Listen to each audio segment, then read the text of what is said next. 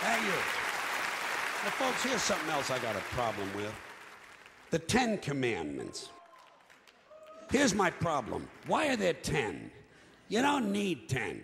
I think the list of commandments was deliberately and artificially inflated to get it up to 10. It's a padded list. Here's what they did. About 5,000 years ago, a bunch of religious and political hustlers got together to try to figure out how to control people, how to keep them in line. They knew people were basically stupid and would believe anything they were told, so they announced that God had given them some commandments. Up on a mountain, when no one was around, God had given them the 10 Commandments. But let me ask you this. When they were sitting around making this shit up, why did they pick 10? Why 10? Why not 9 or 11? I'll tell you why. Because 10 sounds official. 10 sounds important. They knew if it was 11, people wouldn't take it seriously. Say, what, are you kidding me? The 11 Commandments? Get the fuck out of here. But 10 sounds important. 10 is the basis for the decimal system. It's a decade. It's a psychologically satisfying number. The top 10, the 10 most wanted, the 10 best dressed. So having 10 commandments was really a marketing decision.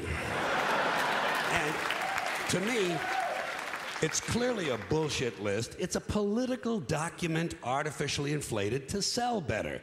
I'm going to show you how you could reduce the number of commandments and come up with a list that's a little more workable and logical.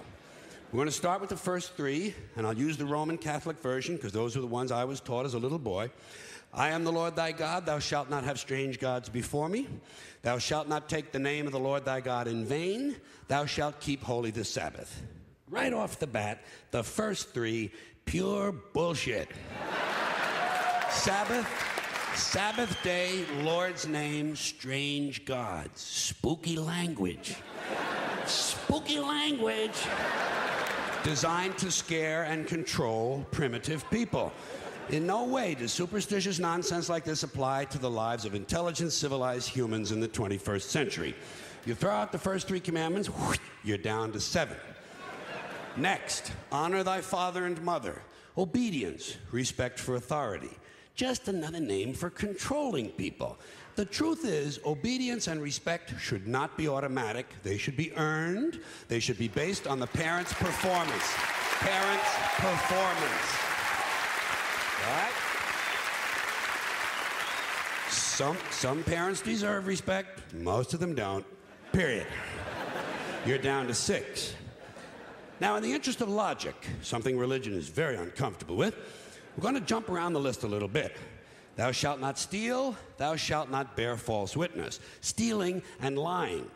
Well, actually, these 2 both prohibit the same kind of behavior. Dishonesty, stealing, and lying. So you don't need 2 of them. Instead, you combine them and you call it thou shalt not be dishonest. And suddenly, you're down to 5. And as long as we're combining, I have 2 others that belong together. Thou shalt not commit adultery. Thou shalt not covet thy neighbor's wife.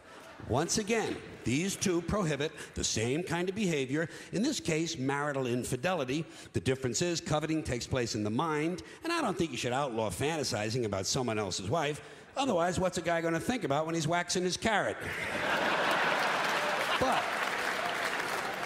But marital fidelity is a good idea, so we're going to keep the idea and call this one, thou shalt not be unfaithful. And suddenly, we're down to 4. But when you think about it, honesty and fidelity are really part of the same overall value. So in truth, you could combine the 2 honesty commandments with the 2 fidelity commandments and give them simpler language, positive language instead of negative, and call the whole thing, thou shalt always be honest and faithful, and we're down to 3. Thou shalt, they're going away fast. Thou shalt not covet thy neighbor's goods. This one is just plain fucking stupid. Coveting your neighbor's goods is what keeps the economy going. All right? Your neighbor gets a vibrator that plays "O Come All Ye Faithful." You want to get one too. Coveting creates jobs. Leave it alone.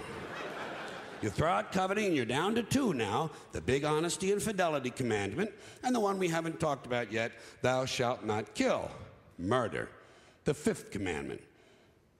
But when you think about it, religion has never really had a big problem with murder. Not really. More people have been killed in the name of God than for any other reason. All you have to do... Sure.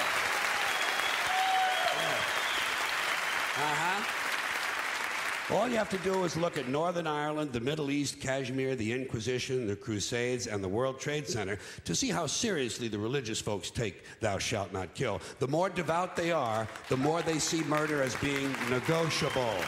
It's negotiable. You know? It depends. It depends. It depends on who's doing the killing and who's getting killed. So, with all of this in mind, I leave you with my revised list of the 2 commandments. Thou shalt always be honest and faithful to the provider of thy nookie. And thou shalt try real hard not to kill anyone, unless, of course, they pray to a different invisible man from the one you pray to. 2 is all you need. Moses could have carried him down the hill in his fucking pocket. And if they had a list like that, I wouldn't mind those folks in Alabama putting it up on the courthouse wall. As long as they included one additional commandment, thou shalt keep thy religion to thyself. Thank you. Thank you. Thank you, everybody. Thanks for coming in. I appreciate it. Thank you. Thank you.